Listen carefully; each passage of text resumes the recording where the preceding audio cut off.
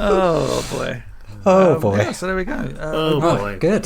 Hopefully Sam Beckett will leap into E-Talk and he'll edit it for us. Imagine that. Oh boy. Yeah. You gotta finish this. You gotta finish this episode of Off Radar. It's like 72% chance. Yeah. Actually, turned out you needed to save Mark Fellis's life. Whoops. Sorry. Oh, I got it all wrong.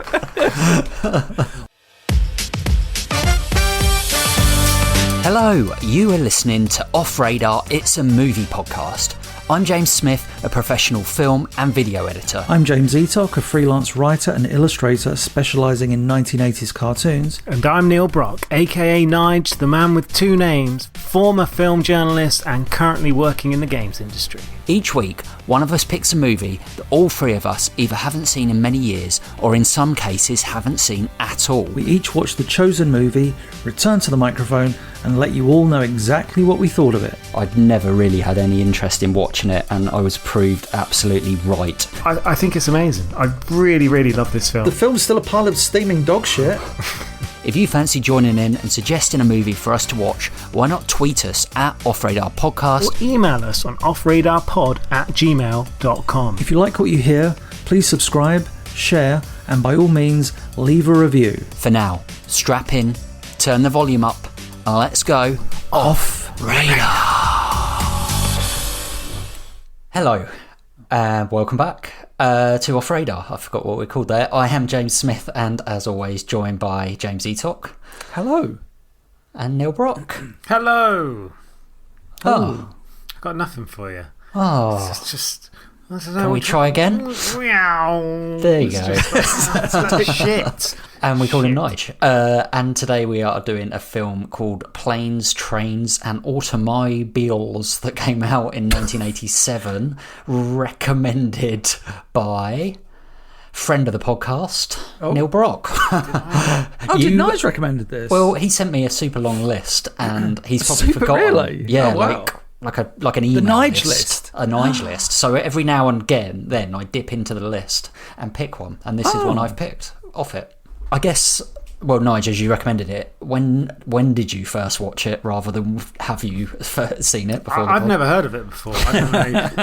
No, I watched this way back when. I think it was a classic. I finally got a TV in my bedroom and this was just a random film that I stumbled across.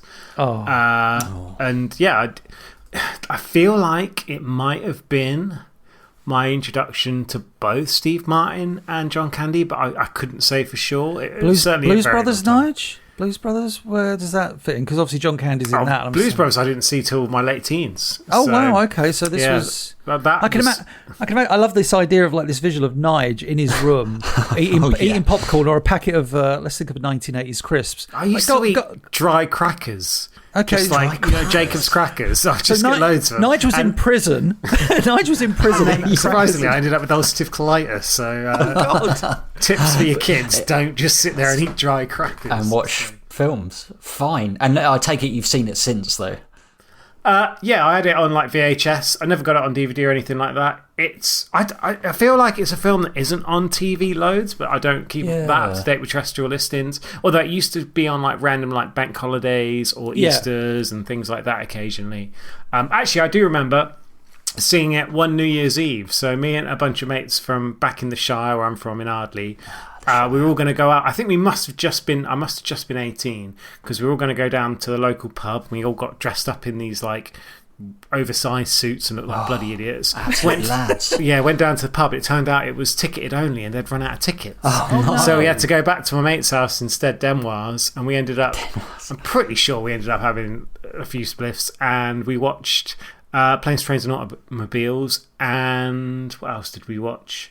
Beautiful Girls, the Natalie Portman film. Oh, wow. That is very, very interesting. And it was a lovely evening, but obviously. I thought Beautiful Girls was your kind of polite term for we watched a load of porn. We watch porn, but we call it Beautiful Girls. Fair enough. Eatock, have you. I take it you've seen this one back in the day? I saw it like. Maybe in the 90s once, but that was like the last time I saw it. It was recommended to me as a kid. Like my dad was a huge fan. My dad obviously grew up at that time. He was a big fan of kind of like that Saturday Night Live crew of like Bill Murray, Dan Aykroyd, Harold Ramis, like he loves Stripes, Ghostbusters, all that stuff. But my dad's favourite film is Blues Brothers of all time. It's his favourite film. Really? Oh, wow. Yeah, he loves it. He's the one that he had it on VHS up until I think when they moved out here to Lowestoft in 2008. He still had his old VHS TV recording from Channel 4. Nice. And then even though he had the DVD, he was like, I'm going to keep it. He I remember him recommended. There was always two scenes he would make me laugh by showing me. One was the scene on when they go the wrong way, the traffic scene. Go the wrong way. How would you know? You're going the wrong. That scene and and the other one, which always stayed with me, which is those aren't pillows. And he's like, how about the game? That kind of thing. Those are the two scenes my dad would always like laugh how about those about. bears? Oh yeah. How about those bears? So yeah, that, and then I think I must have seen it shortly after that, but not since then. No. I would say I've seen clips. I've seen this, that, and the other. But this was it'd been a long time. There was so much of this film I didn't like. I was like, Kevin Bacon's in this? Yes, that surprised me. Interested. I probably a little bit like you. I kind of watched it. Around 15, 16 when I was kind of discovering film, and my dad, similar to like what you're saying, was a massive, or still is a massive John Hughes fan in general. Like he's got like this little cinema room which I think I've shown you guys, and in that room, posters on his wall, half of them are John Hughes films. Oh, well, like Breakfast Club and like, Ferris St. Bueller. Elmo's Fire. Weird Science. Exactly, all of those. So like I kind of was always aware of it and watched it back then, but I hadn't seen it since until weirdly this Christmas. Or just gone this Christmas. It was on terrestrial TV, and I sat down and watched it. It's like one of the ITV4s or something. ITV3 maybe. Yeah. ITV3 and 4, they always infamously edit films, so like chunks are missing. Yeah. Really annoying. Like they did that with Duel. Got to fit it in the schedule. They do. Exactly. But then obviously we did it for this as well. So I've gone from not watching it in 20 plus years to watching it, or probably twice more in 6 actually. months. Yeah, twice in 6 months. So quite strange. Before we move on, just quickly, I find it very interesting that you two are both heavily influenced by your fathers in terms of like your films. Like my dad just never really had much interest in films at all. I can't ever think of any film that he's ever recommended to me. Wow. So yeah, very interesting. I might have talked about forge my own path, I suppose. But yeah, go on. Yeah.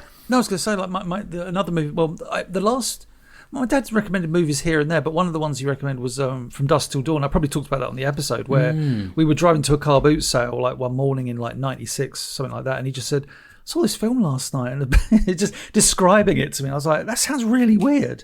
Yeah, I think for me it was like massive. My dad was so much into films that it definitely rubbed off on me, even to the point of getting into the career. So he had like a little camcorder that he used to film stuff on, and then I would go out and then make films with my mates, and it's kind of like but he loves films now. He's got he's got this system now where he's got like 800 DVDs or whatever, and he's got an app, and he's basically categorized all of them. Oh, nice! So you can like look through the app and then link it up to his Blu-ray and DVD collection. Is it like Letterboxd or something like that, or is it? It's something like that. Yeah, but he's kind of gone back to like what a lot of people are doing now is buying like media again, like Blu-rays and vinyl. He's got and all of that, and he's kind of like gone backwards, like because obviously and DVDs and stuff. So interesting that's. Yeah, kind of come back. I feel like that's a discussion for another time. I think like a whole in-depth thing about physical media technically being out of it's lame and weird, and now it's like I've got a shelf full of like VHS tapes. I'm sure Nigel's got a bunch of VHS tapes. I've got so DVDs. I got rid of a lot of DVDs, but I've also got a lot of Blu-rays. So it's like, but then I go to a charity shop now, and I'm like, that's 25p for a DVD. Like, well, I sent you guys like Dogma. I was like, well, I might as well buy it. It's like, even if I never watch it. It's like, you should come to a charity shop in Lowestoft, and you can pick up the Big Hit. Big Hit is going. They're giving it. They're paying you to take it. Yeah. Any purchase, free Big Hit, and no one's bought anything for like 2 years. So.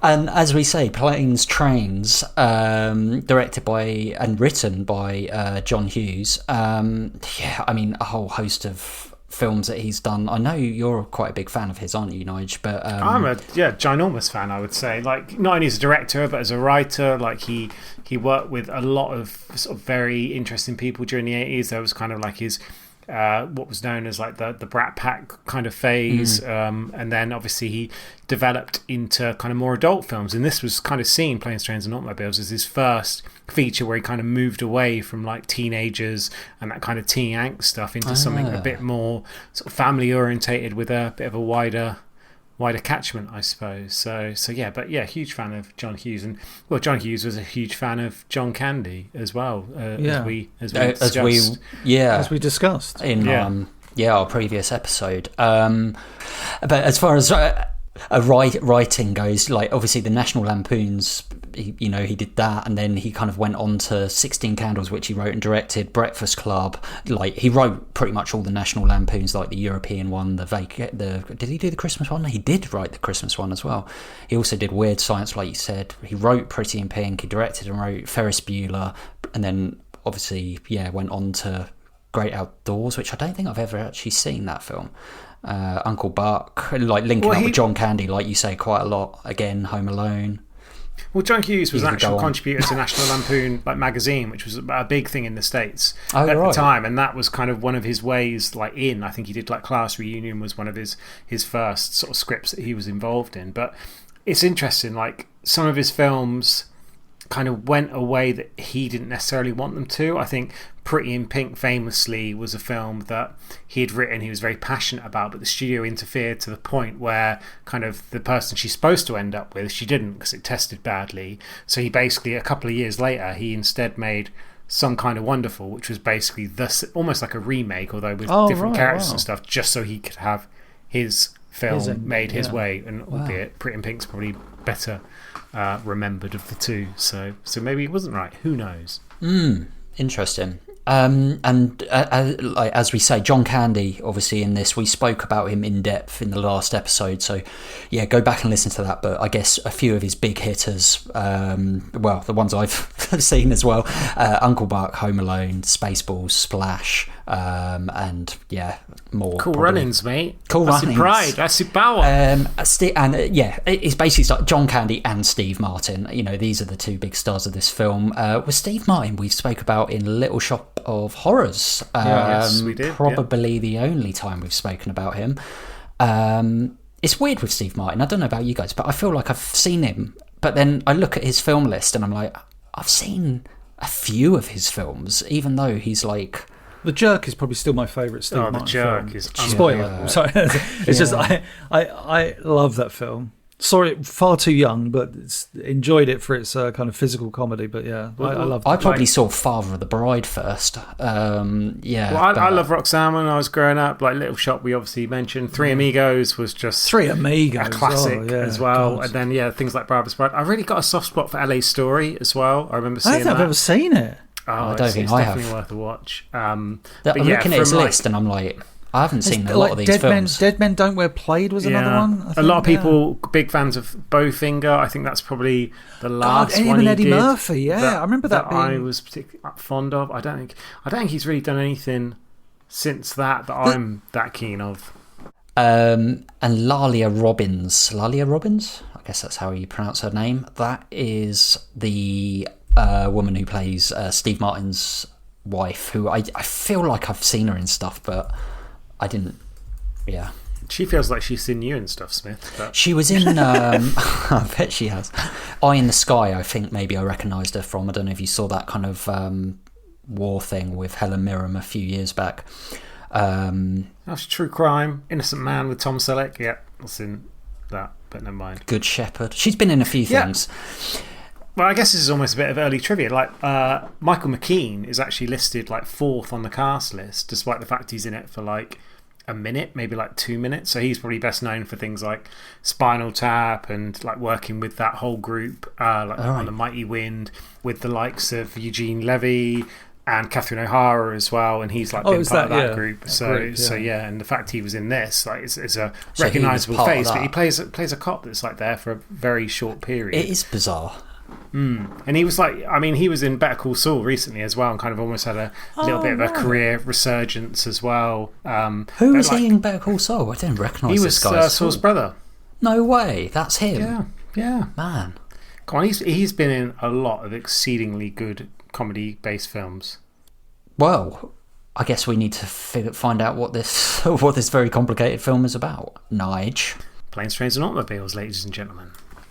80s high-flying marketing executive and family man Neil Page is desperate to get home for the celebration of the slaughter of Native Americans. Yes, that's right, Thanksgiving, everybody. But despite America's shady past, who's looking at you, UK, warmonger of 90% of the world? Anyway, where was I? Oh, that's right. Steve Martin's ability to look 50 for the last 40 years. Well, if consistent looks is one thing, despite that, he finds himself, while trying to get home, that everything in the world is seemingly conspiring against him. If getting done by a fresh-faced Kevin Bacon was bad enough, he then stumbles into the company of shower curtain ring salesman Del Griffith. High Flyer No More is when Neil's world of planes, trains and automobiles, see what I did there, begins to motor, then break down. Somehow, overly friendly Del is always close at hand, seemingly bumbling his way through life, but making lots of connections along the way. As they move from place to place, and as Thanksgiving draws ever closer, will Neil's uptight and impatient personality thaw over time? Or will Del's working man light a match of frustration and anger that won't ever be able to be put out? During holiday travel, some people get delirious, some get delayed, and some get Del Griffith. American Light and Fixture, Director of Sales, Shower Curtain Ring Division. Neil Page got all three. I was on my way home to spend a nice holiday with my family. Instead, I'm in a motel bed with a stranger. So instead of Thanksgiving with his family, he's spending 3 days with the turkey. Nicely done, Nige. Nicely done, Nige. We open with the title kind of like scrolling from right to left, Rocky or left to right. Yeah, it's a good shout. Not in, but instead of that, bling bling bling bling bling. No, instead of that music, it's quite unsettling actually. You get loads of like kind of traffic sound effects and kind of planes and all the stuff, but it's like I forgot how kind of unsettling the kind of start of this film is, and we get this kind of huge low angle shot of the building where Steve Martin is working in. I was like, oh, this feels like more arty than I remember. And you got that kind of get that sense of that 80s kind of corporate life. Everyone's got their like long rain jackets again, like you see in Only Fools and Horses, and but yeah, and like big close-ups of like Steve Martin's watch and stuff. And I was like, oh wow, like actually this is a bit more kind of stylized than some 80s films. Oh, I mean, there are obviously some visuals throughout this movie that are like very much. If you were to watch this movie or show someone like the premise, it's like, oh, these two guys have got to get back to, got to go back to home for Thanksgiving, and then you think like, oh, but there's going to be some really kind of Warner Brothers-esque comedic takes in it that just make you go like, wait, what? Like perfectly, but it works within the movie because of like the comedy, but.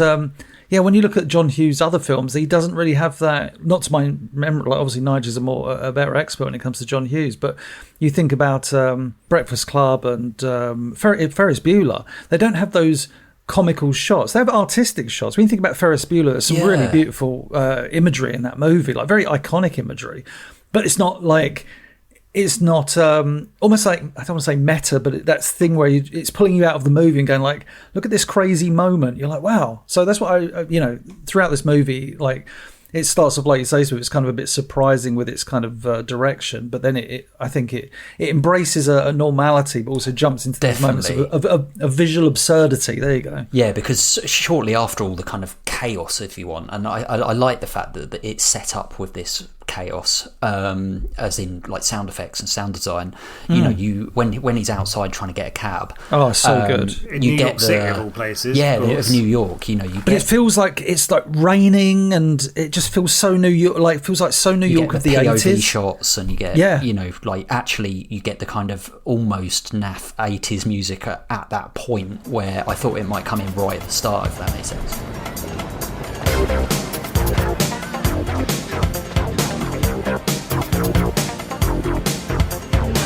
No, I thought like that scene where he's trying to catch a cab, and you see he has the kind of showdown with Kevin Bacon. I was like, so like I said, I hadn't seen this movie in a long time. I was like, oh, I guess Kevin Bacon is a recurring character. I thought he was going to come back later in the movie because there's one character we see do something when they're both asleep, and I was like, oh, this is obviously Kevin Bacon's character, or so, like some weird. Well, there is a reason why Kevin Bacon's in this film. So the film that John Hughes did after this was actually She's Having a Baby, which was a film starring Kevin Bacon, and he's basically playing the character from that in this. He's on the phone to his wife or his girlfriend at the time. I think it was played by Elizabeth McGovern.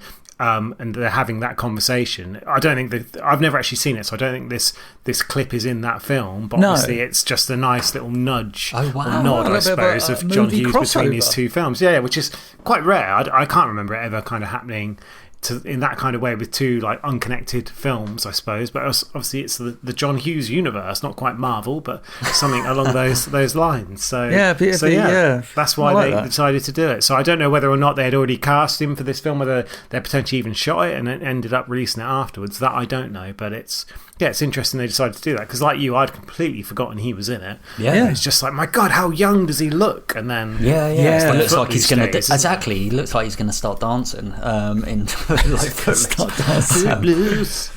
But I mean, very quickly we meet obviously John Candy's character, because he steals the cab, and you meet his suitcase, his trunk first, his massive grey trunk, which you don't Martin know goes tumbling over. But the fact that you know, like, Steve Martin's character Neil is negotiating with the cab driver, and obviously like giving him more money, and he's like, oh no, it's not the driver, it's another passenger. Oh, it's the other passenger. Like, let me have the cab. And the cab driver just gets out and starts loading this trunk, because he's like, I'm not going to But the look on Candy's face really made me laugh. The first like big look when, you know, Martin's like, oh, you, and it's a big close up, and he's got his little tash, and he's like really surprised. Well, the callback to that made me laugh out loud so much, because they obviously get to thinking of. But I think that's what you're thinking of. He's like, because he sees him, he gets the to the cab, and he goes, isn't it? Yeah. Then we get, well, no, it's not even a flashback. It's genius what they do. So they get to the airport. Steve Martin's there, and he's sat there, and he realized, you know, he's looking. There's a guy that's written. He looks up, and he's. Steve Martin realizes, or Neil realizes, he's opposite John Candy's character Dell, and then he's like looking at him, and it's like all of like a second and a half, and what it is, it's still the airport, but it's John Candy holding a taxi door, looking through it, looking surprised. It's brilliant, because it's like, again, that's that visual absurdity. It doesn't need to be there. They could have just done a flashback, but instead he sees him in the airport holding the door up, looking through, like doing that face you just talked about, which I thought was brilliant. Well, that's the thing with John Candy as well, like his mannerisms, the way he can like visually present something it's one of his biggest strengths, is that ability. Like, don't get me wrong, like he can be a really great actor, like we discussed in the last pod as well, but just his mannerisms, his face, the way he can just have a look that tells a story, I think that's something that John Hughes lent on so much in all of his films. And I think and that kind of contrast with Steve Martin's character plays well into that, because he does the same in the looks and stuff, but obviously he's more like Michael Douglas in Falling Down. He's got that kind of rage like brewing underneath him for that whole time, because he's obviously getting, well, as the film goes on, more and more annoyed with this character. So obviously on the plane, like, he ends up sitting next to him, and he takes his shoes off and swings his sock round, and it's kind of funny, because I think what they do really well with this is you can almost identify with both point of views from this, because we've all been next to that really annoying person, and you're like, I mean, initially, I don't know about you guys, but I found myself like completely on the side of Steve Martin, because it's like, this guy is so kind of like annoying, and just sort of like getting up and you know, he steals his cab, then he's sitting next to his own plane. Like if I'm on a plane and someone just takes their shoes and socks off, and like, I'd just be like, oh god, and then they're snoring late. Stop talking, snoring. Yeah, I guess one of the things in this film, and something that perhaps isn't as sort of prevalent in America, is this idea of class. Now in the UK, the like class system is sort of ingrained and it goes on very deep. And I think in America it's potentially sort of more subtle. Obviously, it's a newer country comparatively as well, so it's not taken root quite as much over the time. But Steve Martin comes from this very kind of hassle. He can kind of buy his way out of hassle. He's trying to buy his way into the taxi cab. He's got a first class seat, albeit he gets bumped. Whilst you look at John Candy's character, and he's kind of scraping a living. He's trying to work his way through connections, through contacts. He's someone who he ends up like selling his shower curtain things as like earrings to which is brilliant. A few bucks. Yeah. He's someone who's kind of wise in the way of the world, while Steve Martin kind of bypasses the way of the world because he doesn't need to be there. He's a high-flying marketing executive with a lovely family and a beautiful home, and doesn't have to deal with the kind of unsightly stuff that you get on the road, I suppose. Do you fancy sending us a film to review, or letting us know your thoughts on a film that we have discussed? All of your comments will be read out in our end-of-season leaderboard episode. Email us on offradarpod@gmail.com, tweet us at offradarpodcast, message us on Facebook. All links and info in the description down below. Do it! Do it! As the film goes on, obviously that's storytelling 101. The more you learn about Dell, the more you sympathise with his situation, and that he's a bit of a try-hard because he wants people to like him and that kind of thing. And he's a lovely guy. It's just, even he admits, and I think he says it when they're on the airplane. He's like, oh, sometimes I talk too much, and and it's the more the film goes on. By the end of the film, obviously, you understand both characters perfectly, and obviously, more importantly, they understand one another, and that's what I think. So it's it's a story arc with two characters that kind of goes all over, not all over the place, but goes in and out, and the resolution makes all the sense in the world. I think you're right. I think it's interesting because I've never really thought about him being sort of annoying from the off, but you are kind of right. He is kind of annoying from the off, but what I still think, you know, John Candy brings to that role is that certain amount of charm that even in those annoying moments early on, there's still this kind of like charming character that you can't not help like, even because he's not being malicious or dickish. No. When he's talking, I mean, like you could feasibly look at the cab situation to go, well, he did take the cab, and I think he knew he was getting in a cab for free, which is a bit, But then he's trying to buy him stuff straight away. He's like, oh, let me get your hot dog. Let me do this. Let me do that for you. And like when they finally get to the first airport and realise they're not going anywhere, he's straight over to him and say, look, do you want to share a room for a night? Yeah. Because again, he's wise on the road. He booked it straight away. They do make you think though that he could be a con man to begin with, and that he's like trying to manipulate Steve Martin's character and take money off him. That's how they kind of like almost play it. I never got that. I was going to say I didn't get that either. I felt that he knew he'd stolen the cab off him, but like Nige says, he was definitely trying to pay him back quickly. I mean, that's what Steve Martin thinks. When his wallet gets exactly, yeah. I get what you're saying, but maybe it's just John Candy. I can't ever picture him being that person, but yeah, and again, like Steve Martin really struggles to kind of thaw, and there's that perfect scene, I guess, almost, what is it, like 30 minutes into the film, when Steve Martin tells him how much he annoys him, and it's like I guess the iconic, so this is when they get to the motel, like me, right? Quote, when it's like the back and forth, and he's so brutal to him, and he's so harsh, and again, just through his look, you can see like John Candy be crushed, but then to the point where he's like, I'm not taking this anymore. And the way he fights back, and the way how it's so emotionally driven, and even if you found him annoying before that point, that kind of reinvigorates or creates this idea of like, I've got a connection with this man. This is a person with a good soul that's just trying to do their best. And yeah, Candy's perfect for that. You want to hurt me? Go right ahead if it makes you feel any better. I'm an easy target. Yeah, you're right. I talk too much. I also listen too much. I could be a cold-hearted cynic like you. But I don't like to hurt people's feelings. Well, you think what you want about me. I'm not changing. I like me. I think actually just before that, what leads him to that outburst is some of the funniest scenes, and it is actually, for me, it's probably the most memorable kind of scene, as in the setup of the whole film, of them sharing a bed in this motel, and the fact that first of all, he has a shower and uses pretty much all the water, and then the towel, and he's got like a tiny little, he's got a flannel. It's his foot on the on the that's so good. Like, bit. It's just like the tiny like low angle close up. It's so well done, and Steve Martin, the way he acts in that is like, he's furious, but he's not like, oh, I'm gonna kill that guy. He's kind of like muted in his anger. It's frustration, isn't it? Yeah, it's that frustration that's bubbling and ready to go. And he comes in, and Candy's character Dell is just totally oblivious to it, or he's kind of masking a little bit, which I think he does throughout the whole film, his character. There's one scene when they first get into the hotel, and I think it's one of those moments of direction that's really good. You get almost like a POV shot from Steve Martin, because they go up to the room and they see the single bed, and the camera is basically Steve Martin, and it kind of slowly it looks at the bed and it slowly pans around, and because obviously it's panning around to where Dell stood, John Candy, all you just get is his giant face appearing shot, like giving a nervous smile, but it's so well done. It caught me off guard. I was in hysterics. And then you get the shower scene, then you get the just like the fact that Dell's like fully dressed in his pajamas as well, like cracking his knuckles, like doing all this stuff, and Steve Martin's just trying to sleep. And then I think there's like a really good gag where it's like he says something like, "Oh, sorry, sorry, all the bottles smashed. I didn't think something was going to go." I think like the bed vibrating, doesn't he? He has the bed vibrating. Yeah, I'm sorry, all the bottles smashed. He's like, "Yeah, I'm surprised you didn't think that was going to happen," or something.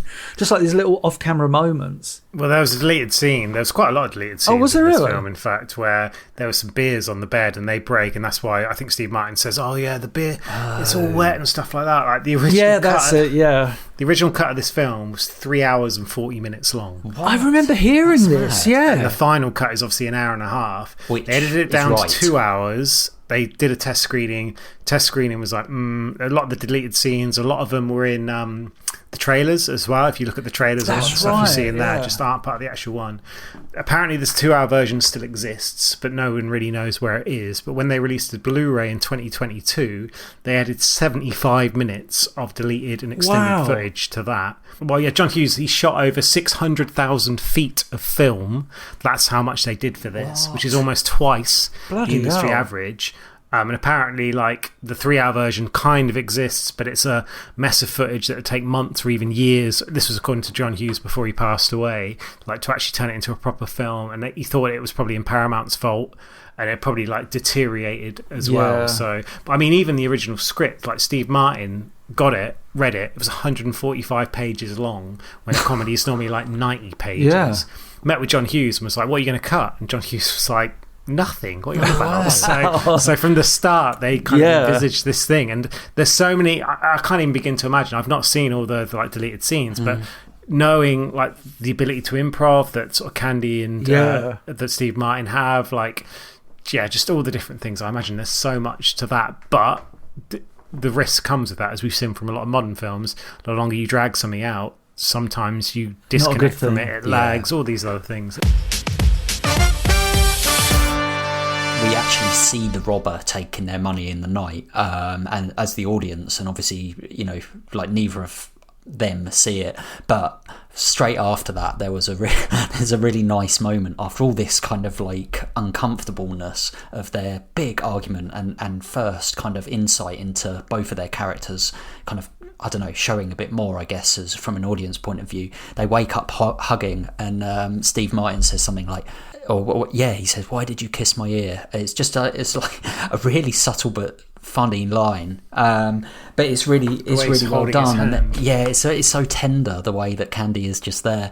But they obviously go to the diner, and kind of Steve Martin accuses him of being the thief, which I guess at that point you don't know that the thief has also taken John Candy's money. So I presume that you know, like they're going to continue that little storyline for a bit longer, but they don't, which I think is smart. You know, they make it clear that Candy's been robbed as well.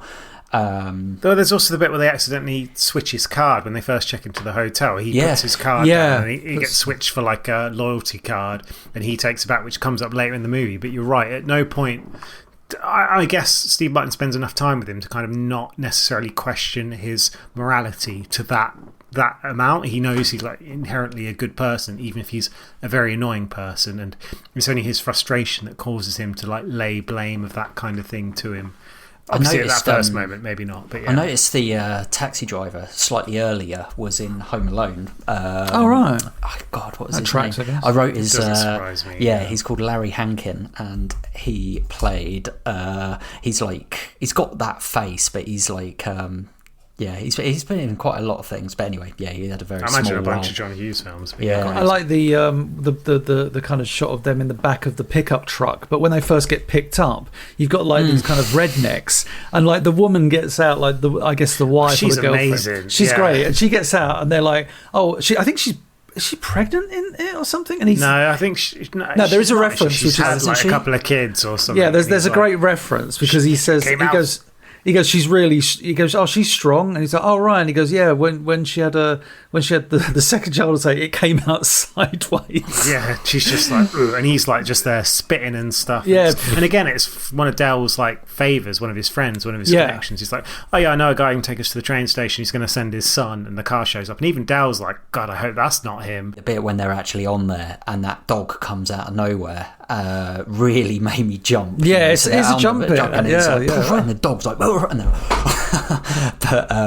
but it's good, and I guess this kind of a series of bits is basically them going to different places. There's like Hillbilly, there's the train, then the train breaks, bit of a montage. The bus. It always seems to get that little bit of like horror, I guess, for Neil's character. Like when he first meets him, and the guy like shakes Dell's hand and then like spits on his hand. Yeah. Oh, there's so many bits where you're almost like cringing and thinking it's really taking him out of that comfort zone, of that ability to kind of be able to function, the frustration, the anger, and just I think Steve Martin really just. He kind of keeps a lid on it a lot of the time, but even when he is, you can see it. And then every now and again, he just has a ridiculously huge outburst, like at the car rental place or when he's trying to get the taxi and stuff like that. I was going to say, I thought it was such a... Because they didn't really make too much of it, but I loved seeing Dell's initiative with him selling the showering curtains, which I think is a great plot point, by the way. Just him being the seller of showerings.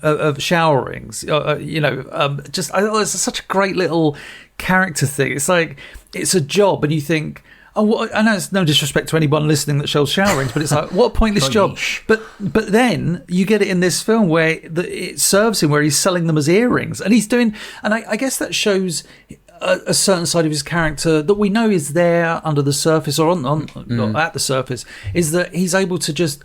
You know, what's the classic phrase, and it may be a bit dated, is selling ice to Eskimos. I think it's similar to that. It's he's selling showering curtains as earrings, and he's not trying to glamorize them, but he's making little things about them, and everyone's just buying them. And you see him like at the end of that scene with like a wad of cash, and it's like, wow, he's It's such a great little montage of him doing that, but it's also like he's actually like earning his stripes at this point, isn't it? Well, that's the thing, like, and it shows the difference of them in like a situation where Neil's trying to do everything in a certain kind of regimented kind of way. I need to solve this. Dell's sort of like, feet on the ground, kind of, I'm going to try and figure this out, or try and get some money just by selling. And it's something I don't think Neil would be capable of doing, walking around trying to sell things. It's almost like the hustle beneath him. Yeah, he does have the hustle. Dell does. And then, he gets into, there's like Steve Martin's, he goes to the airport and he gives because he's all to do with the coach and the hire car. And he does the thing where he does the amazing. I didn't know this was in this film. I didn't remember it, and I was just like, I'm surprised this isn't a scene that people talk about as much.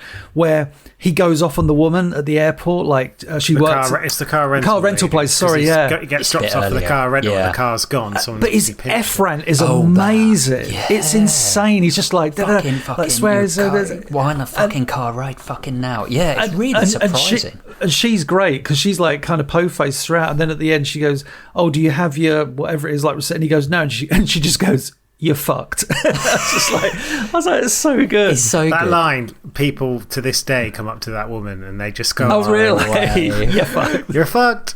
And it's just like, oh, what a nice thing to be told. You're kind of waiting for that moment for him to just lose it, to have that, like I said, that Michael Douglas falling down moment, because it is that kind of accumulation of everything. It is really. It's a good comparison. Yeah. But just before this, I just wanted to just really quickly touch on the bit where they're on the bus and singing all the theme songs. Flintstones. Flintstones. It's just But first of all, it's that, like you were saying about kind of Steve Martin almost kind of gets the blame for this moment where there's this couple snogging and Candy's like, bless him. look over there, and he's like, he looks and they look at her, but I love that how why don't you take a photo and it'll last that's what it says.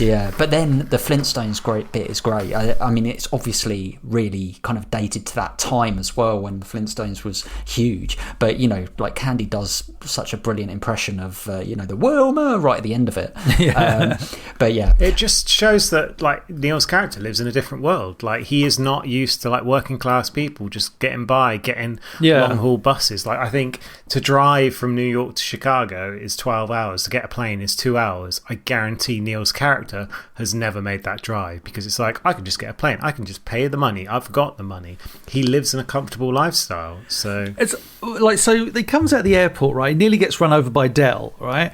And the scene gets punched and falls in front of his car, and then he gets. And this is the thing, and then he gets grabbed by the balls, right? And the payoff to this I was not expecting. This is like one of those, again, it's like a comedy moment that you would not expect in this film. It's kind of it's taken a step outside the movie, and it kind of pulls you out for a bit. But they get in the car after that, and you hear Steve Martin talking, and he's got like his voice has been raised a pitch because he's been squeezed in the balls, so he's talking like a chipmunk very briefly. The helium thing. He's like, oh god, and then obviously. Then they're driving to their next hotel, and it's the one of the. For me, it's like one of the most iconic scenes after the "I like me" speech, which is the driving the wrong way down the thing. The car's like the car at a National Lampoon. Yeah, it is, isn't it? It's that classic. And again, John Hughes, and the way they like pan. They do a beautiful shot where they pan down the side of it, and after things go a little bit wrong, they do the same shot. Where the car's probably not in the same upkeep, shall we say. But that scene is so funny. It's just like them driving, it's the dead of night, and there's like they're driving, there's a car kind of parallel to them, but there's clearly a grass verge in the way, and the people in the other car are beeping. They're like, oh, someone wants to race. Oh yeah. He's like, you're going the wrong way. And he's like, yeah, and he's waving and stuff. Okay, good. It's all of that is lit amazingly well as well. Yes, that's a really good point. You've got the two lorries coming towards them, obviously as they approach, it's almost like Back to the Future or something, the way it kind of like goes around them as they're going between the two lorries. Oh, it's almost like the flames down the side. Yeah, it's beautiful. They're rubbing up against those two trucks. It's so and cinematic. How they cut to the skull and him in the they cut to the skeletons at first. So they're both like they've got the skeletons with the eyeballs in, like, brah! And then it cuts to like Steve Martin like turning, and he looks at John Candy, and instead of John Candy, he's not screaming. He's now like laughing he's dressed like the devil. It's so good. You're going the wrong way!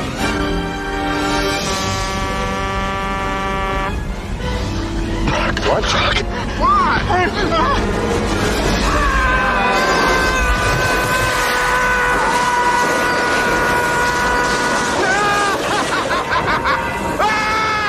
Well, apparently it was that scene and the scene we were talking about a minute ago, like the F-rated tirade at the woman behind the desk. Those two scenes, when Steve Martin read the script, were the ones where he's like, I've got to do this film. Oh, wow. And I totally get it. And again, that could be such an easy like throwaway film, like Seat Adjustment. But it's that kind of like physical comedy that just... And it ties into the storyline. You say eventually he's like falls back, his cigarette goes into the back seat, you forget about it, and lo and behold, the car's on fire. And the great thing is that Steve Martin never learns why the car gets set on fire. He doesn't know. It's almost like it's probably wise that he didn't know. Like Neil will figure out that. He probably guesses, but it's so interesting how this film kind of is structured in this way. It's like you have. That's what I wrote in my notes, which I didn't bring up before. But like when he has that rant, where Steve Martin like tears into John Candy's character, that happens at like I think it's like the half hour. It's like really early into the film. Early. It was earlier than I remembered, definitely. In a traditional film, that's like the hour mark. That's like, right, here we are midway through. Now we're going to get the resolution. It happens earlier because I think there's so much to cram into this movie. And like Nige said, like, I'd love to see the original cut of this movie, like the 3-hour version, just see whereabouts this was. Maybe that rant was originally like an hour and a half dead center. But like, you know, you get these scenes, and it's almost like Neil's character, like Neil, learns almost, it's going to sound a bit maybe a bit whimsical, but almost like join Del along for the crazy ride that he's on. It's like he tolerates, but like you think when they have that scene where they nearly die driving into trucks, if this had happened earlier in the film, like Neil would go crazy. He'd just like, run off into the snow. They don't. They get back into this burnt car. They drive to the hotel and they have this really sweet like night of just drinking, and it's a really lovely moment where they're just the fact they're getting drunk on these little minis as well. The little bar things. Yeah, the little kind of mini. But it's such a sweet little thing, and there's like and then they crash into it, leaving the next day, and they're just like partners in crime at that. The laughing in that scene is so genuine as well, and what you were saying earlier the laughing about is scene, the kind of improv. I wonder how much of this scene was improv, because it feels like they're genuinely laughing. I'm sure they just filmed kind and of like said, let's just chat and riff. Yeah, the fact that they're driving this car and get pulled over by the cop, and the cop, Candy is just like, oh, you know, it's like the car. He's like, is this car fit for purpose? And he's like, he just makes like light of the whole situation. The radio still works. Exactly. Everything's broken. Like, so you know speeding? Well, no, because it's kind of melted. I'm sorry, because I can't see the speed. But you know, like, rather than try to cover it up, he embraces it. But it's funny. We kind of skipped over, I guess, the train, because the train bit that nothing really happens except Steve Martin kind of says goodbye to John Candy. He's very together. And the train goes on for a bit. Steve Martin's comfortable. Suddenly it breaks down and they do a big traipse, and then they're into the car and all that kind of stuff that follows. So, and then you're right, at the very end he gets dropped off at the train station. So there's only a couple of trains. It's more about just like the random bits of like car journey and bus journey, automobiles, I suppose. So but I love that scene where, like, you know, and it shows that kind of, and it's obvious to some degree, but like Steve Martin's on the train, he's like looking out the window, he's like, oh, finally getting home to my family, and he's looking out the window, and then you see like, and you see bits of his family at first, and then you see like Del pop up, and it's like, oh, and then he smiles because you realise that, oh, at this point, I think Neil realises that, well, this was crazy, but my God, like, what a lovely time. Rather than just a straightforward journey, this was probably one of the most bizarre adventures he's ever had in his life. And he's on the train, and then he just realises certain things don't add up with Del's story about his stories. Not really talked about his wife. Like, go on, Nige. He's always got this like photo frame next to his bed of his partner. He's a travelling salesman, so he's often away, but it's very clear from how he talks about her that he's sort of madly in love with his wife, and they've got this great relationship. But there's a couple of little hints, like you say, that come in this almost like flashback of him saying, oh, I haven't been home in years, and bits like that where you're right, it doesn't add up, and he finally takes... It's really genius because you take those moments in this scene of the flashback where he's having these like, but in the context you don't really clock them at the time because they're so cleverly woven into the dialogue. But then the moment Steve Martin starts realising, like you say, he hasn't been home in years and there's a few other things, you're like, oh wow, like, oh, it's kind of brutal when he turns up at the train station. Del's just kind of stood there, still in like the, I guess... He's just sat waiting with his luggage, in the waiting room, an empty dessert. Almost like with no destination. And Steve Martin comes up, and there's no like, how are you or anything. He goes like... I don't have a home.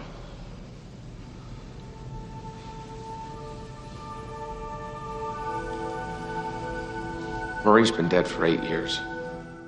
It's so heartbreaking, isn't it? Yeah. Again, the look on his face, and it's... I think he says something as well, like, you know, where are you going next, or what's, you know, and he basically, he kind of reveals that, you know, he doesn't have a home, and, you know, it's basically like not just the fact that his wife has died, but the fact that actually he doesn't have anywhere to go. He lives out of a suitcase. Yeah, this is his life, and he hasn't kind of admitted to that to begin with, and we never, you know, Steve Martin's character has never asked up until this point. That's a very good point as well. Yeah, there's been very little. And I think it's that thing of it. You know, you then realise in all those moments of kind of the exuberance of John Candy's character of Del, like the kind of the desire to do so much for others.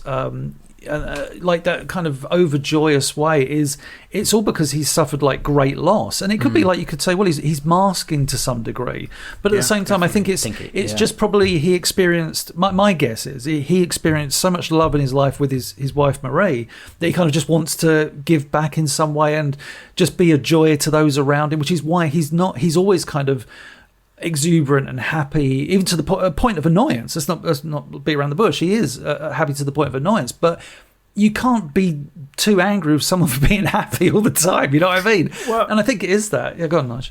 It's why I think like John Candy is perfect casting for this film. Like even Steve Martin said afterwards, like he talked in interviews about John Candy after John Candy had passed away, and said like there's such similarities between John Candy and his character, like that both were just incredibly sweet guys, very sweet, but both complicated as well, things sort of bubbling under the surface that you wouldn't necessarily recognise, but above everything else was always friendly, always outgoing, nice and polite. But even with all that kindness, you could tell there was like a little broken heart inside of him for whatever reason.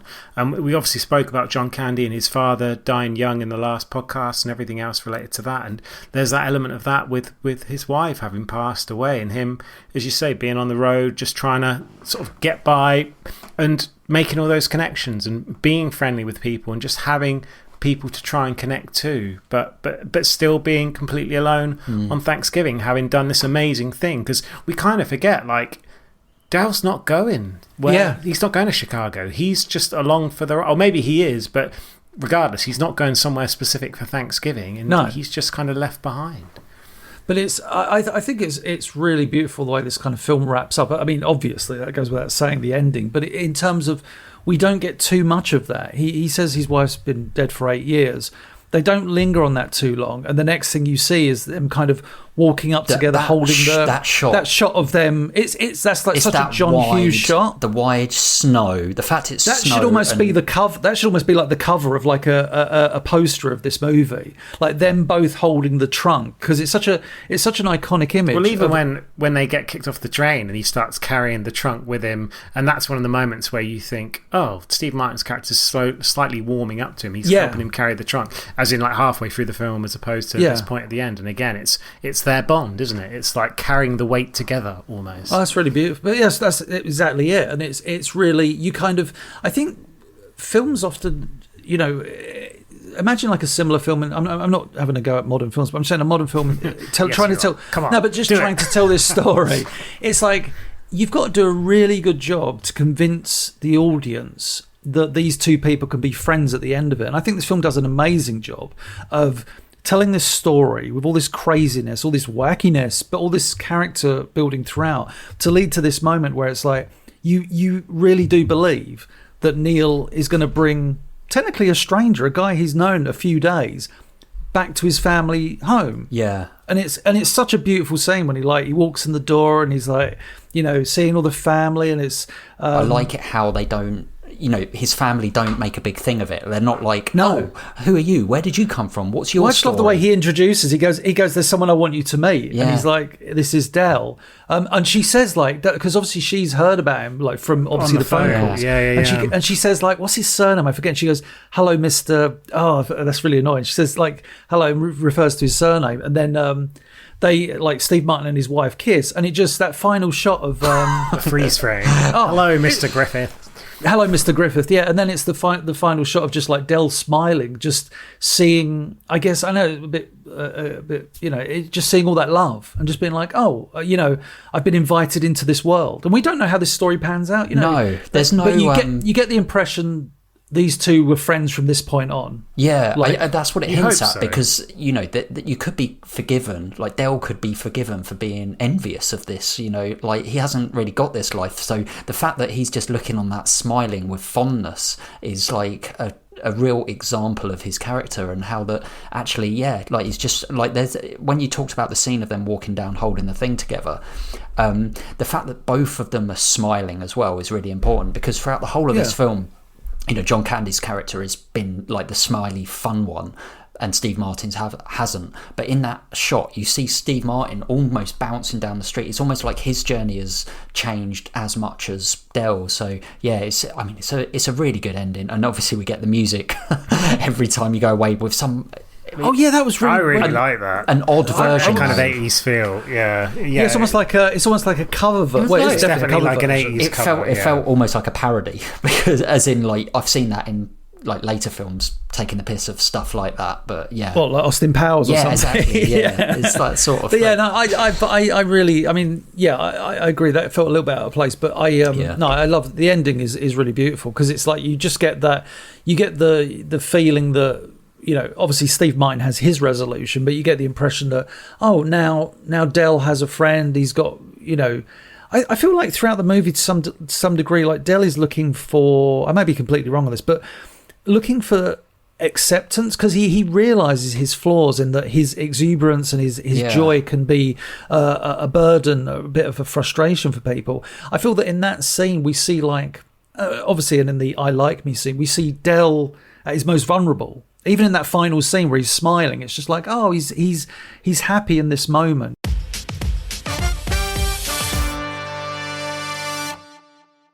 I think we should get to some trivia, Nige.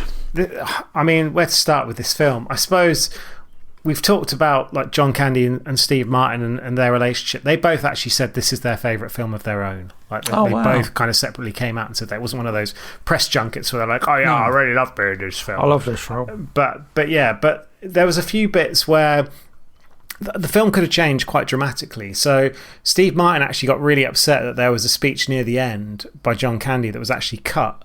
And he considered it like the best scene in the film with like loads of emotional weight. I don't know whether it's an extension of that scene when he's in the waiting room or what, but he discussed this to like John Hughes. Hughes wanted to keep it, but Paramount put a lot of pressure on him to obviously get that cut down under 2 hours. And it got to the point where Martin fell out so badly with Paramount, he didn't work with them for like 5 years, despite the fact obviously they'd done films together, big banker, that kind of thing. And it only was after I think a film in like 92 called Leap of Faith that they finally kind of reconnected. So again, another example of go away and watch the deleted scenes. I assume that's one of the deleted scenes that you can find. I'm definitely going to check those out. But whether or not that potentially changes the kind of weight of the film, who knows? But yeah, in terms of like, there's a bunch of like DVD extras and stuff like this. There's actually an interview on a DVD called These Aren't Pillows that I assume is like a documentary about like the making of or whatever. Like John Hughes wrote this film because he had an actual flight on from New York to Chicago and took him 5 days to get home after it was diverted to Wichita. So it was based on like real lived experience. So it's one of those things where I think the situation was so close to John Hughes, he wanted to actually represent it as well as he could in real life. But one of the problems was so many companies didn't want to be shown up as like, oh, our car service failed or our train service failed or our airline. They had to like rent miles of like train tracks, refurbish old railroad cars, construct a set that looked like an airport terminal, design a rent-a-car logo, all these things, like rent 250 cars just to fill out the lot because nobody wanted their real names attached to this film. So I found that quite amazing. I just thought they were in like an airport, a proper airport and stuff. Like I didn't realise you it was would do, sets. It's absolutely crazy. But we always love a bit of casting as well, don't we? Yeah. So John Hughes originally wanted one of John Candy's good mates, Tom Hanks, for the role of Neil Page. Oh, right. And he was unavailable because he was making some other not particularly well-known film, Big. Oh, was that the same time? Okay. Wow. Big. So go back and listen to our podcast on Big. So yes. And they wanted... Apparently, who do you think they wanted for the role of Del Griffiths? There's quite a few people that were considered, but who was the main person that they wanted? I want to say Rick Moranis. Oh, wow. He was considered for the role of Neil alongside Chevy Chase and Michael Keaton. Okay. But for Del. so I'll give you a couple of them. John Goodman. Yeah. So they Dudley Moore. Oh, wow. Did you say Dudley Moore? Dudley Moore, yeah. Yeah, of course. Bill Murray. Yep. Friend of the pod. Robin Williams. Robin Williams. Yeah, but the main person they considered was John Travolta. What? Oh, weird. In 1987. But Paramount didn't want him because he was box office poison at the time. He was at that point till Look Who's Talking. Yeah, wow. Yeah. So, could have been a very, very different film. I really couldn't imagine Bill Murray as Del. John Travolta and Rick Moranis. yeah, God, imagine that. Bizarre. And there's a little bit more trivia. So we spoke about improv. We mentioned that scene earlier where the guy spits on his hand and shakes Steve Martin's hand, that wasn't in the script. Basically, John Hughes filmed that scene a couple of times and just wasn't happy with it at all. And basically went to the actor, this guy called Dylan Baker, who was playing Owen, the son, and just said, do this. And he kind of went and did it. So Steve Martin's reaction was completely legitimate. Like, he was like so disgusted. And apparently the film crew exploded in like laughter as he ran to wash off his hands. And Hughes was like, I got the shot, yes. Yeah.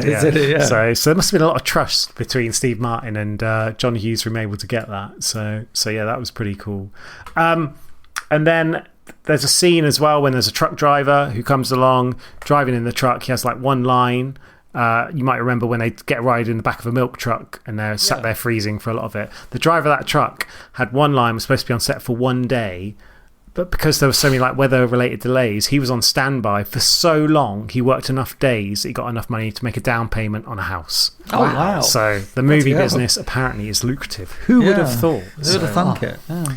And then last couple, so the plot. Now, we spoke about that like iconic scene where Steve Martin sat on the train and has all the flashbacks and the smiles and all that stuff. It wasn't in the original script. And when that was filmed, it wasn't actually being filmed as that. The camera was just rolling while Steve Martin was sat there. It was just raw footage. The laughter and facial was just cut to match it. It was just lucky.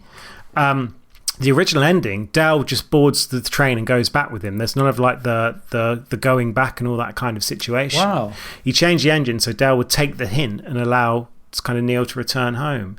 So they just had to search for all their like edited footage once they realised this is the ending we want. Luckily found that. And Hughes remarked that Martin just had such a beautiful expression in those like unguarded moments. It worked very perfectly natural, for the isn't it? film. Wow. So yeah. And then last bits of trivia about the Planes, Trains and Automobiles remake. Oh. So have you heard about the remake? Is there What, one? there was one or There there was is or one? is, yeah. Well, there was 2 attempts so far. So in August 2020, apparently it was in development with none other than... Oh, God. I'm going Ryan to Reynolds. Ice Cube and Chris Tucker. That is not a million miles away, but it was actually Will Smith and Kevin Hart. Oh, God. Yeah. Wow.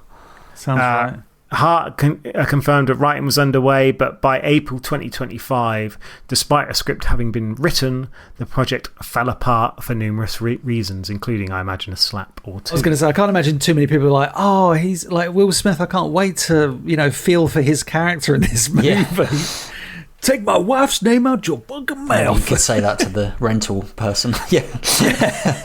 Take my wife's name out. Oh, that's amazing. Fucking rental. Yeah.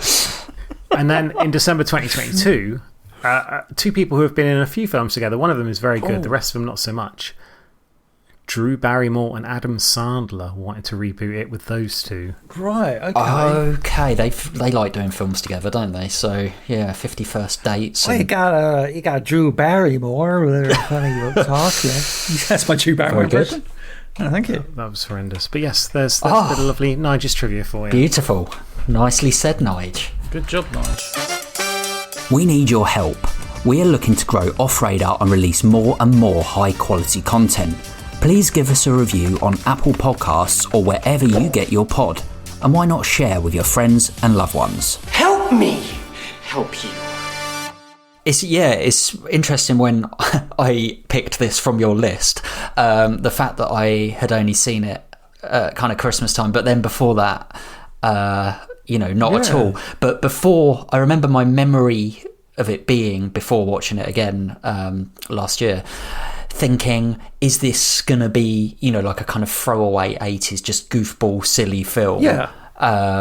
That was all my memory of it from a kid. And like the scenes I kind of remember were just the silly scenes. So when we came back and watched it, I forgot about the kind of heart to it and the kind of storytelling, which really surprised me. I think this film hinges on these 2, their relationship on screen, but also off screen. And I think, Steve Martin said in that documentary that we did last time that they didn't know each other that well before they did this film, and the fact that they kind of like built this little bond together just as they were starting to make the film, and then obviously on it you can tell that that's so authentic, that their kind of like friendship almost blossoms in the filmmaking as much as it does on the characters, and you can't fake that, I don't think. And like John Candy as we've said, he always tries to bring, you know, himself into his characters, and you can see that in this role.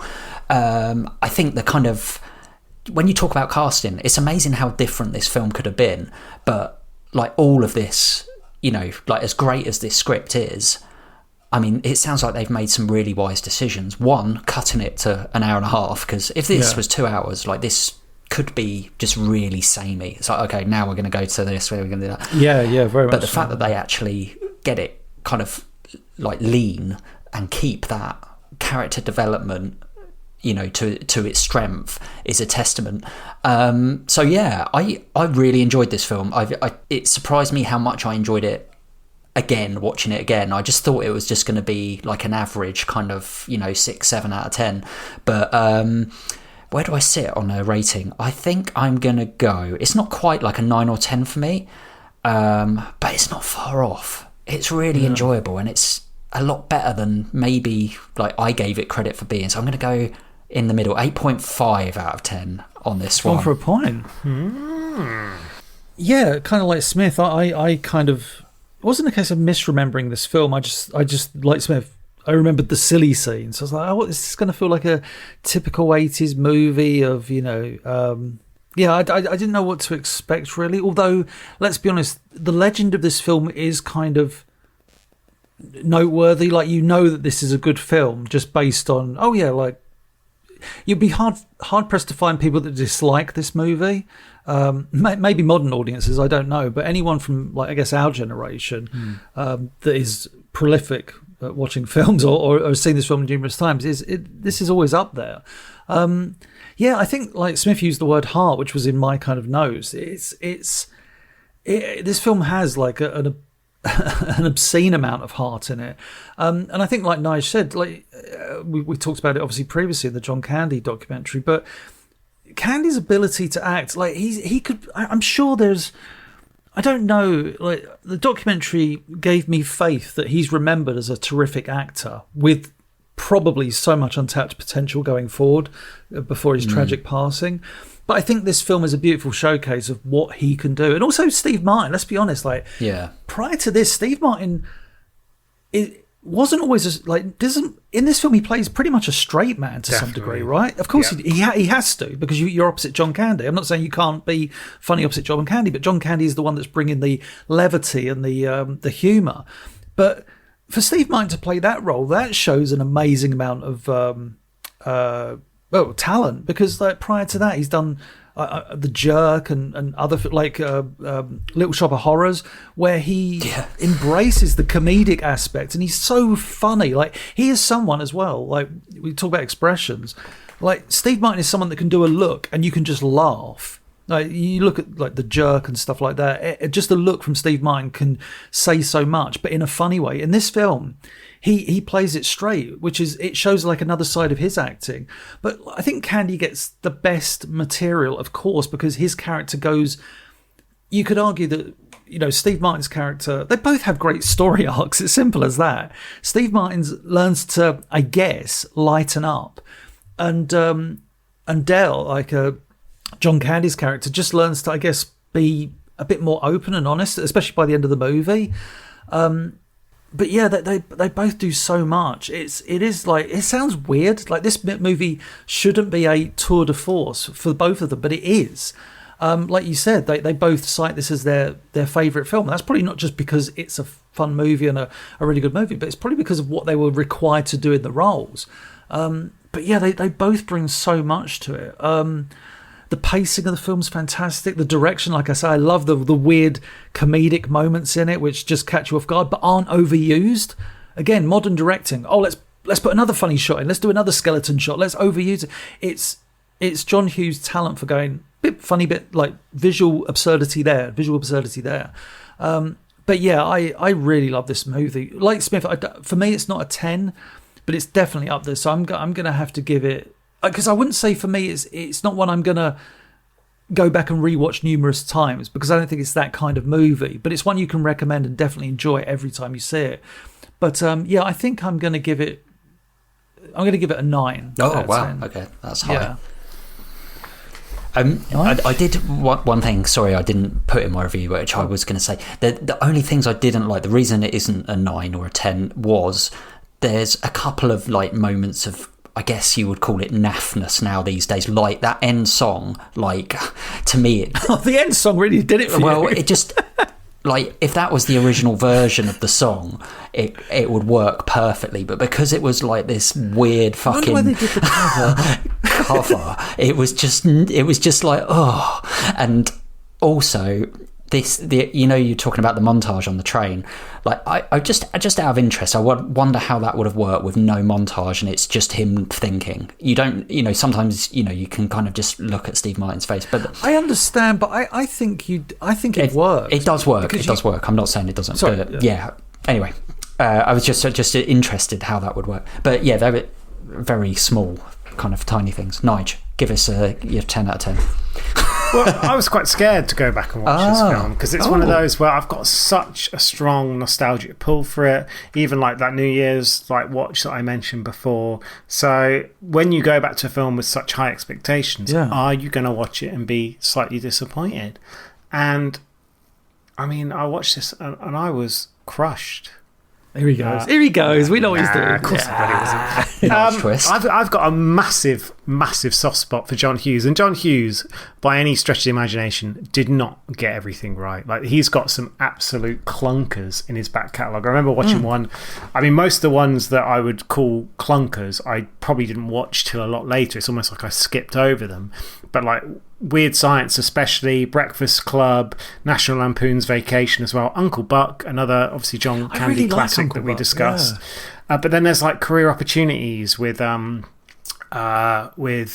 Jennifer Connelly in, that's just so misguided and all over the place. And even like Curly Sue. I mean, I don't hate Curly Sue, but it's not on the same level as like his back catalogue. And one of the things I think he did so well, and goes a little bit against what you've just said there, Smith, is like I think he uses like soundtracks incredibly well. You think about the tunes from Ferris Bueller's, but like the Breakfast Club as well. Don't you forget about me. And for this, I think the scene where he's on the train and he's having that like realization, there's a track by Power to Believe by the Dream Academy, which is probably the most 80s name for a combination of song and band ever. But even like the Blue Room, who did that cover you're not a big fan of, they did a few different things on John Hughes films. Really? It was like an 80s UK like synth band, which was obviously big at the time. Wow. And I feel like he's got a real ability to attach emotional weight to a song or just to set up a scene. And yeah, for me, this film, like the casting is perfect, the dynamic is perfect, the cut I think is incredibly strong. It's like not really wasted. Steve Martin playing a little bit against type in the sense as you were saying, like the straight man, and just Candy just being perfect and just being exactly the kind of guy you would almost expect him to be. Just like that kind, would probably wrap you up in this big bear hug, look after you, do really nice things, and just be a lovely guy. I guess you two have already said it, like heart for me. This film, beyond anything else, has just got that heart. Just two people. It's like it's a bit of a classic road trip movie type thing. And there's been lots of films that have kind of followed on from this or done. Like you think of like Midnight Run from like around this period as well. But then into the 90s, it became more about having bigger groups and all this like crazy stuff going on. But it's just how two people can like cope in adversity, make light of terrible situations, always find like the way to move forward with a smile on their face. I guess the only thing that did surprise me a little bit is, look, I came into this expecting it to be like perfect film, give it top marks. I probably won't go there. I mean, there's not much wrong with this film, but I do think it kind of slips a little bit at points. But I mean, that's from like being an absolutely perfect film. It's one. Yeah. Again, it falls into the classic NIGE, almost cliche of like, it's not a film I want to watch every couple of years. It's one that when I do watch it, it kind of really resonates. And some of those scenes with Candy, like almost kind of, I must be getting more emotional in my old age, but almost brings me to tears because it's like there is that emotional power and weight behind his performance. I just think it's so exceptional. And this, like again, we discussed it in the John Candy one, so do go back and listen to that. But for me, this is pretty much close to like peak John Candy. So it's a sort of film that I think you might need a TV edit to show your kids because of the exceptional car rental scene. But beyond that, I think it's a film that anyone could enjoy, like young and old. It's like a perfect Sunday afternoon film. Oh God, really, really, it's probably one of the greatest like Sunday afternoon films. I'm just going to shy from a 10, and maybe I'll end up regretting this, but I'm certainly going to give it at least a 9, and it's a very strong 9 at that. And it's just, as I said, John Hughes made some great films like Weird Science, I love, a bunch of others that I've said, but this is, as I said, a real challenging one in the sense he moved from that kids film, like kind of coming of cliched age. Teen stuff, like coming of age, and a story like this. Like, there's many directors that have fallen foul trying to make that change, and he absolutely nailed it. So there you go. Beautifully said, and you nailed that, as you did E-Talk as well. Maybe the three of us should go on a little road trip together and bond. Road trip. And I think we all know who'd be the non-stop blabber. Oh God, you would definitely be John Candy. Do you remember, was it when we were queuing up in Wimbledon and Biz would say like, right, fingers on next time. It's so true. Bizzle's quiz.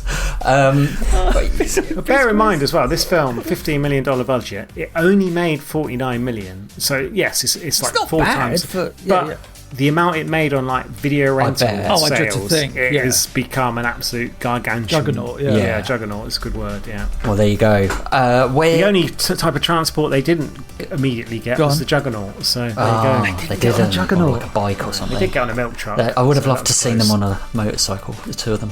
Anyway, it's on the cutscene, surely. Yeah, it probably is. Bloody tandem on a tandem. John Candy in the sidecar.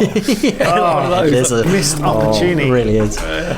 So yeah, where do you sit on planes, trains, automobiles and motorcycles? Get in touch. Email us on offradarpod@gmail.com. Tweet us at offradarpodcast. You can find us on YouTube and Facebook, and give us another film to watch soon.